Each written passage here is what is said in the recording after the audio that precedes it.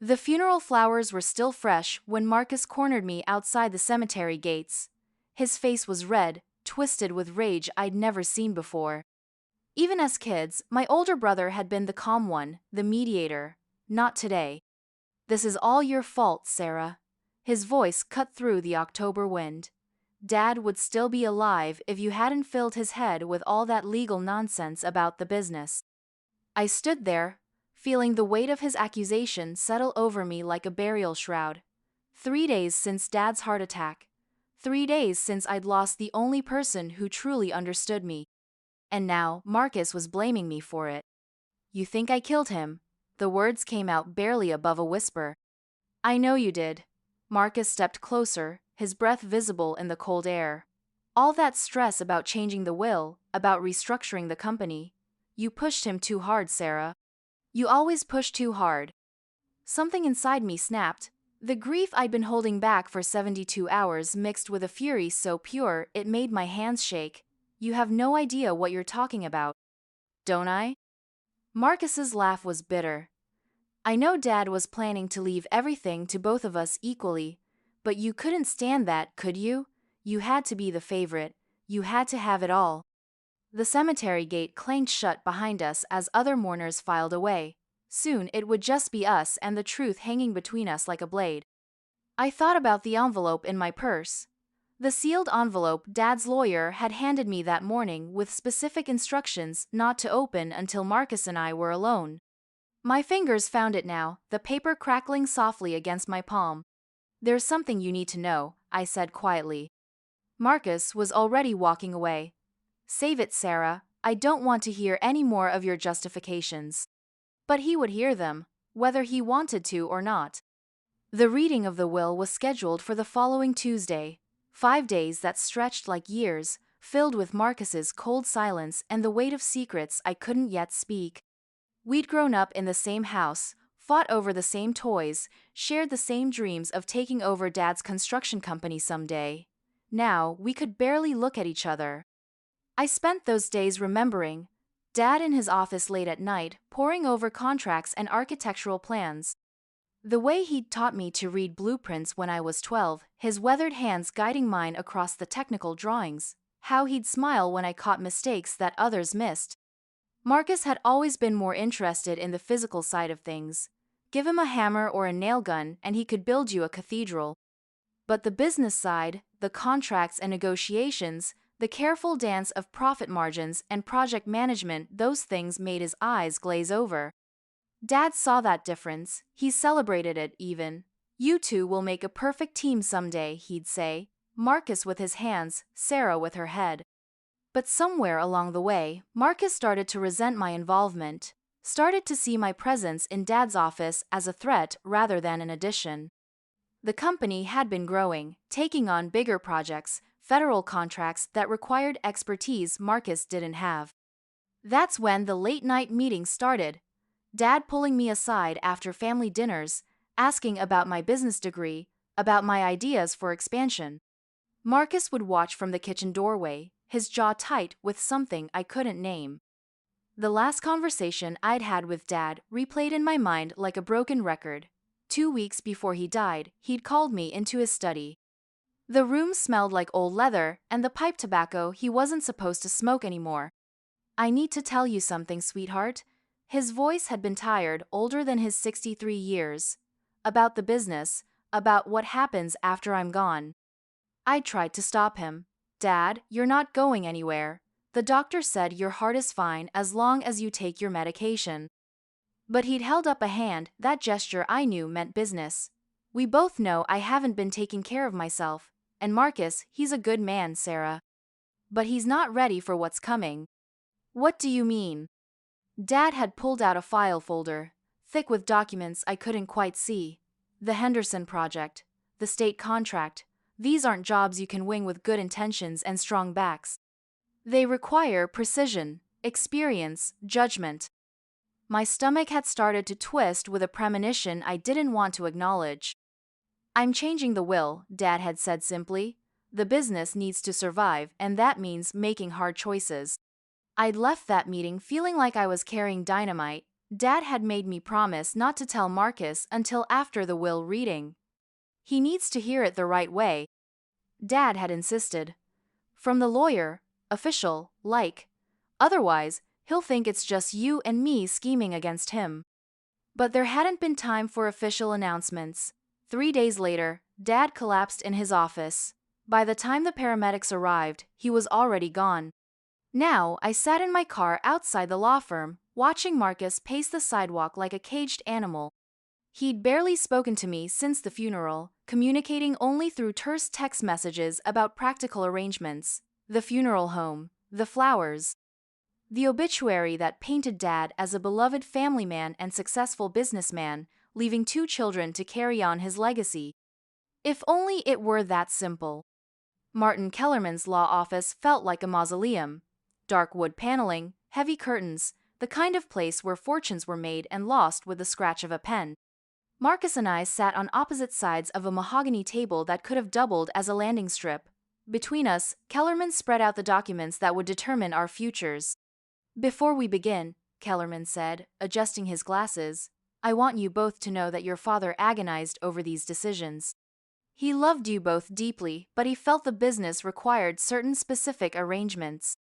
Marcus leaned forward, confident. "Just read it, Martin. Sarah and I are ready to work together." I said nothing. The envelope in my purse felt like it was burning a hole through the leather. Kellerman began reading in the flat, emotionless tone lawyers, perfect over decades of delivering life-changing news. The house would be sold, proceeds split equally. Dad's personal effects, his cars, his collection of vintage tools, all divided fairly between his children. Then came the business. "To my daughter Sarah, I leave controlling interest in Hartwell Construction, comprising 65% of all company assets, operations, and future revenues." The silence that followed was deafening. Marcus's face went through a series of expressions: confusion, disbelief, then a rage so pure it seemed to suck all the oxygen from the room. "That can't be right." His voice was barely controlled. "Dad promised me we'd split everything 50-50. Kellerman continued reading as if Marcus hadn't spoken. "To my son Marcus, I leave a stake of 20% in the company, with the understanding that he will continue in his current role as site foreman, reporting to the new majority owner." 20%? Marcus was on his feet now, his chair scraping against the hardwood floor. "I've worked for that company since I was 16. I know every client, every subcontractor, every inch of every project we've ever done." "There's more," Kellerman said quietly. "The remaining 15% of the company will be held in trust for any grandchildren I may one day have, with Sarah serving as trustee. Additionally, Marcus's inheritance is contingent upon his continued employment with the company for a minimum of 5 years, during which time he cannot sell his shares or seek employment with any competing firm." The room felt like it was shrinking. Marcus stood there, his face cycling through emotions too fast to track. When he finally spoke, his voice was deadly quiet. "You did this." He turned to me with eyes like winter. "You poisoned him against me." "Marcus." "Don't." He slammed his hand on the table, making the water glasses jump. "Don't you dare pretend this wasn't your plan all along. All those late nights in his office, all those conversations I wasn't invited to. You've been working toward this for months." Before I could respond, he was gone. The door slammed behind him with enough force to rattle the windows. Kellerman sighed, gathering up the papers. "I'm afraid this reaction isn't uncommon. Wills have a way of bringing out the worst in families." I stared at the empty chair where my brother had been sitting. "He thinks I manipulated Dad into doing this." "Did you?" The question hung between us like an accusation. I thought about all those conversations with Dad, all those times I'd pointed out problems Marcus couldn't see, improvements Marcus couldn't understand. "I don't know," I said finally. "Maybe I did." But even as I said it, I knew there was more to the story. The envelope in my purse felt heavier now, weighted with secrets that could change everything. The next few days passed in a blur of hostile phone calls and angry text messages. Marcus left 3 voicemails, each one more bitter than the last. He was going to contest the will. He was going to hire his own lawyer. He was going to make sure everyone knew what kind of manipulative person I really was. I let him rage. I had bigger problems to worry about. Taking over Dad's business meant diving headfirst into a world of complexity I'd only glimpsed from the sidelines. The Henderson project alone was worth $3 million, a state contract to build a new courthouse that required precision timing and flawless execution. One mistake, one missed deadline, and the company could lose everything. Marcus was right about one thing: I couldn't do this without him. For all his resentment about the business side of things, he knew the crews, knew the subcontractors, knew which suppliers could be trusted and which ones would sell you substandard materials with a smile. But Marcus was nowhere to be found. I tried calling him directly, leaving messages that started professional and grew increasingly desperate. We need to talk about the Henderson project. The crew is asking questions. Then, Marcus, whatever you think of me, we can't let Dad's company fail. Finally, just, please call me back. He never did. Instead, he showed up at the job site on Thursday morning with a lawyer of his own, Richard Vaughn, a slick personal injury attorney with a reputation for taking on unwinnable cases and somehow making them pay. I was in the site trailer, going over blueprints with Tom Morrison, our lead foreman, when they walked in without knocking. Marcus looked like he hadn't slept in days. Vaughn looked like a shark who'd smelled blood in the water. "Miss Hartwell," Vaughn said, not bothering with pleasantries, "my client has some concerns about the legitimacy of his father's will." Tom glanced between us, reading the room. "I'll just step outside." When we were alone, Marcus finally looked at me directly. "This isn't over, Sarah. I know what you did." "What exactly do you think I did?" "You took advantage of a sick old man." Marcus's voice was quiet but filled with conviction. Dad wasn't thinking clearly those last few months. The stress, the medication for his heart, it all affected his judgment. Vaughn nodded approvingly. "We have witnesses who will testify that your father seemed confused and forgetful in the weeks before his death. Medical records showing he was on medications that can cause cognitive impairment." I felt something cold settle in my chest.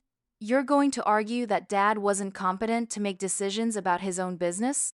"If that's what it takes to get justice," Marcus said. Justice, the word tasted bitter in my mouth. I thought about the envelope in my purse, still unopened, still heavy with secrets. Dad had been many things in his final months, but confused wasn't one of them. If anything, he'd been more focused, more determined than I'd ever seen him. "You'll be hearing from us soon," Vaughn said as they turned to leave. "I hope you're prepared for a long fight." After they left, I sat in the trailer surrounded by blueprints and contracts, feeling the weight of responsibility crushing down on me. Outside, I could hear the crews working, the steady rhythm of construction that had been Dad's life's music. Hammers and saws, the beep of backing trucks, voices calling out measurements and instructions. This was what I was fighting for, not just money or power, but the continuation of something Dad had built with his own hands. Something that employed 43 people, supported 43 families, contributed to a community that had watched the company grow from a single man with a pickup truck to a respected firm handling million-dollar contracts. That evening, I finally opened the envelope.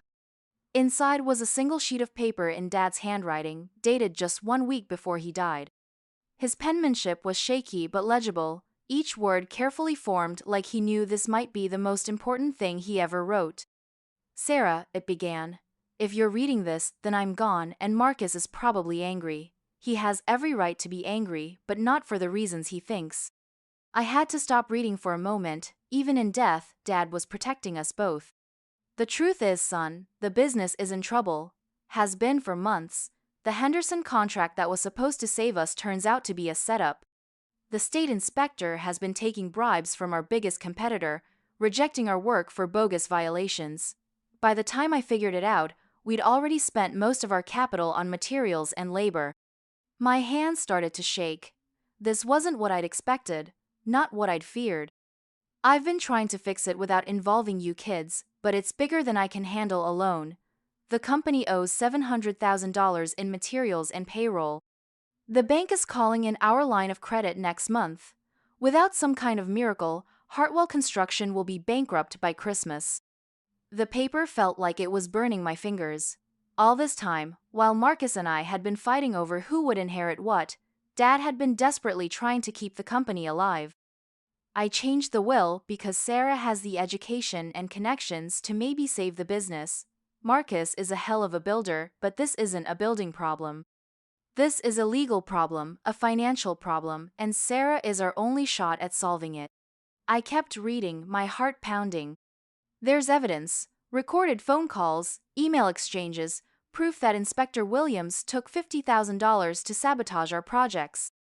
It's all in my safe deposit box, along with contact information for a federal investigator who's been building a case against Williams for months. The letter went on, detailing a corruption scheme that reached all the way to the state capitol. Inspectors taking bribes, contracts awarded based on kickbacks rather than competency, millions of taxpayer dollars funneled into the pockets of politicians and bureaucrats. Sarah, if you can get this evidence to the right people, it won't just save the company, it might save a lot of other honest contractors who've been shut out by this system. At the bottom of the page, Dad had added one final paragraph in handwriting so shaky I almost couldn't read it. Marcus will hate you for a while, maybe forever. But sometimes doing the right thing means accepting that people you love might not understand. I'm counting on you, sweetheart. Don't let them bury the truth with me. I sat in my empty apartment, holding my father's final words, finally understanding the impossible position he'd put me in. He hadn't just left me a business, he'd left me a war. The next morning, I drove to the federal building downtown. The investigator Dad had mentioned, Agent Patricia Hayes, worked out of a cramped office on the 5th floor, surrounded by filing cabinets and walls covered with what looked like a detective's conspiracy board.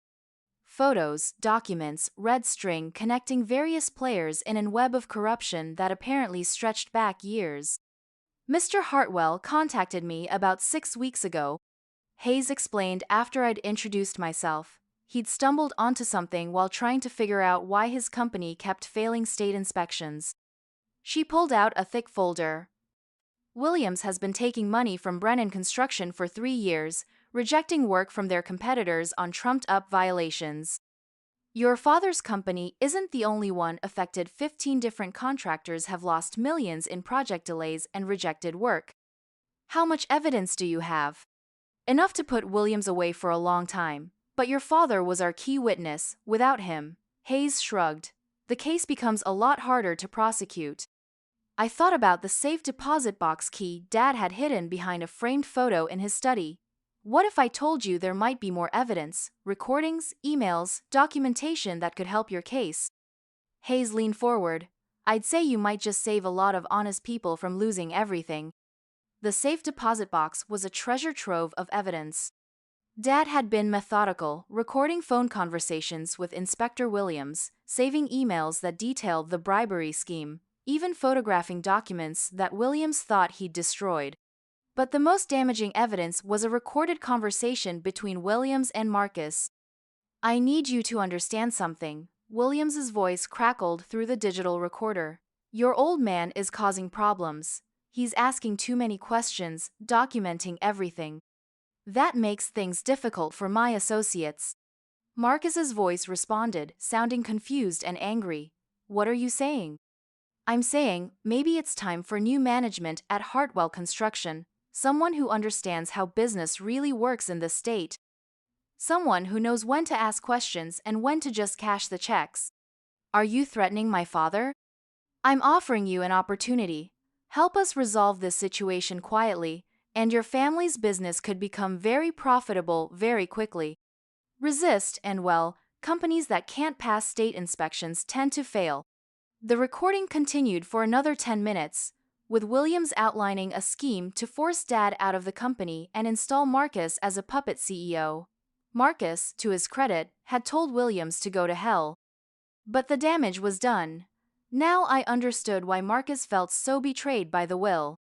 Williams had been playing us against each other, trying to create exactly the kind of family conflict that was tearing us apart right now. I called Marcus that evening. He answered on the 7th ring, his voice cold and professional. What do you want, Sarah? I want you to meet me tomorrow morning. There's something you need to see. If this is another attempt to justify what you did, it's not about the will, Marcus. It's about Dad. It's about why he really changed it. A long silence. I'm not interested in your explanations. Then don't come for me, come for him. I could hear him breathing on the other end of the line. Finally, quietly, he said, "Where?" We met at Dad's grave the next morning. The headstone was simple, just his name and dates with the inscription, "Builder of Dreams, Foundation of Family." Marcus had chosen the words, and seeing them now made my chest tight with grief. I handed him the letter without saying anything, watched his face as he read Dad's careful explanation of the corruption scheme, the financial crisis, the impossible choices he'd faced in his final weeks. When Marcus finished reading, he sank down onto the bench beside Dad's grave. His face was pale, older somehow, than it had been just minutes before. 700,000? His voice was barely a whisper. The bank called yesterday. We have 30 days before they foreclose on everything. Marcus stared at the headstone like he was trying to see through it to the man beneath. He never said anything. I worked with him every day, and he never said a word. I sat down beside him, close enough to offer comfort but not so close as to pressure. He was protecting us, both of us. Williams approached me, Marcus said suddenly. 3 weeks before Dad died, offered me a job with Brennan Construction, said I'd make twice what I was making with Dad. You turned him down. Of course I turned him down. Marcus looked at me with something like his old self in his eyes. Dad built that company from nothing. I wouldn't betray that for any amount of money. But now, the final piece of the puzzle clicked into place. That's when Williams knew Dad had to go, when he realized he couldn't turn you against him. Marcus was quiet for a long time, processing everything. When he finally spoke, his voice was thick with emotion. I blamed you for killing him, but it was me, wasn't it? If I'd taken Williams's offer, Dad would never have been under so much stress. It wasn't you. The words came out fierce, protective. It was a corrupt system that Dad had the courage to stand up against. Don't you dare blame yourself for his integrity. Marcus wiped his eyes with the back of his hand. So what do we do now? I told him about Agent Hayes, about the federal investigation, about the evidence that could bring down Williams and everyone else involved in the scheme. But first, we had to save the company. The Henderson Project, I said. If we can get Williams removed from the case and bring in an honest inspector, we might be able to complete it on time and under budget. The profit from that job could cover most of what we owe. Marcus nodded slowly. And if we can prove Williams was sabotaging the work, the state might have to pay damages for the delays he caused. Exactly. For the first time since Dad's funeral, Marcus smiled. It was a grim smile, full of determination and not a little anger, but it was genuine. When do we start? The federal investigation moved quickly once Hayes had Dad's evidence. Williams was arrested on a Friday morning as he arrived at the Henderson Project site for what he thought was a routine inspection. The local news crews caught him in handcuffs, shouting denials and accusations as he was loaded into a federal van. Brennan Construction's CEO was arrested the same day, along with 3 other state officials who'd been taking bribes. The scandal made headlines across the state and launched investigations into dozens of other potentially corrupted projects. But the real victory came 2 weeks later when the new inspector signed off on all the work Williams had previously rejected. The Henderson Courthouse project was completed on time and under budget, generating enough profit to pay off most of the company's debts and keep the crews employed through the winter. Marcus and I worked 18-hour days during those crucial weeks, him managing the construction crews while I handled the legal and financial aspects of the crisis. It wasn't easy. We still disagreed on plenty of things, still had to work through months of accumulated resentment and misunderstanding.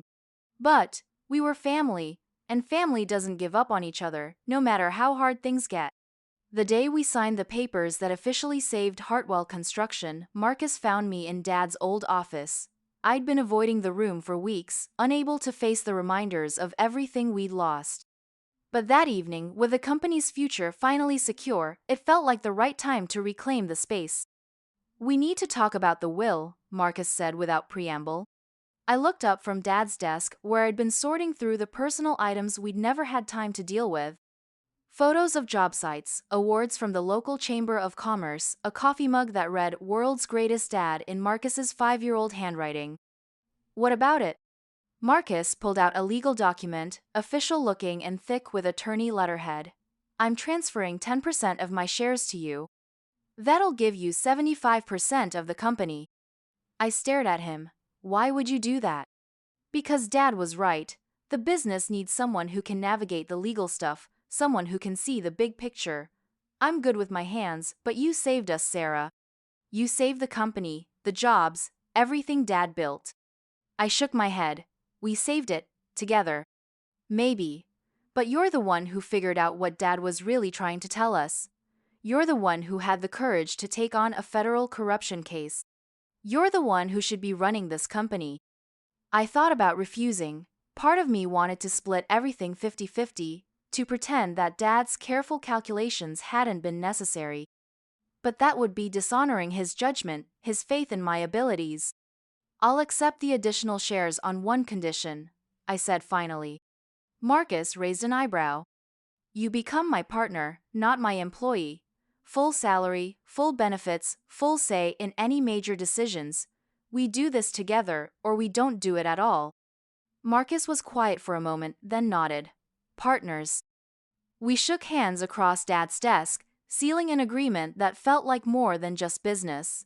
It felt like family finding its way back to each other. 6 months later, Hartwell Construction was thriving. The corruption scandal had actually helped our reputation. Honest contractors were in high demand after the Williams case exposed how widespread the bribery had become. We were getting more work than we could handle, hiring new crews, expanding into markets Dad had only dreamed of reaching. Marcus had proven himself invaluable, not just as a construction foreman, but as a leader who understood both the technical and human sides of the business. He'd started taking night classes in business management, determined to understand every aspect of the operation. I'd found my own stride as well, discovering that running a construction company was like solving a massive, ever-changing puzzle. Every project brought new challenges, new opportunities to prove that integrity and quality work could triumph over corruption and shortcuts. But the best part was that we were doing it together. The morning the federal corruption case finally went to trial, Marcus and I sat in the courtroom's gallery, watching as Agent Hayes presented the evidence Dad had died gathering. Williams looked smaller somehow, diminished by orange jumpsuit and handcuffs, no longer the intimidating figure who'd tried to destroy our family's business. When the guilty verdict was read, Marcus reached over and squeezed my hand. Dad would be proud, he whispered. I thought about the letter in Dad's handwriting, about his faith that we could overcome the forces trying to tear us apart. He'd been right about so many things. The business did need someone who could handle the legal and financial complexities of modern construction. Marcus was an incredible builder, but the industry required more than building skills to survive. But Dad had been wrong about one thing. This wasn't something I could do alone. It wasn't something either of us could do alone. It required both of our strengths, both of our perspectives, both of our stubborn determination to honor the legacy he'd left us. That evening, we held a company barbecue to celebrate the verdict and the successful completion of our latest project. All 43 employees came, along with their families, filling Dad's old backyard with the sound of laughter and the smell of grilled burgers. I stood on the back porch, watching Marcus flip hamburgers while his daughter helped him season the meat, and felt something I hadn't experienced since before Dad died. Peace. Not happiness, exactly, that would take more time. But peace with the choices we'd made, with a path we'd chosen, with a family we'd fought to keep together. My phone buzzed with a text message from a potential new client, a major development project that could keep our crews busy for the next 2 years. I made a mental note to discuss it with Marcus in the morning, to get his input on whether we were ready for that kind of expansion. Because that's what partners do. They face the future together, building something stronger than either could create alone. Dad had known that, even when Marcus and I couldn't see it ourselves. His final gift wasn't just the business or the money or even the evidence that brought down Williams. His final gift was teaching us that family isn't just about blood or shared history. It's about choosing to trust each other, choosing to forgive each other, choosing to build something together even when it would be easier to walk away. The will had been his way of forcing us to make that choice, and despite all the pain and anger and misunderstanding that followed, we'd chosen each other, we'd chosen family. We'd chosen to build something that would last.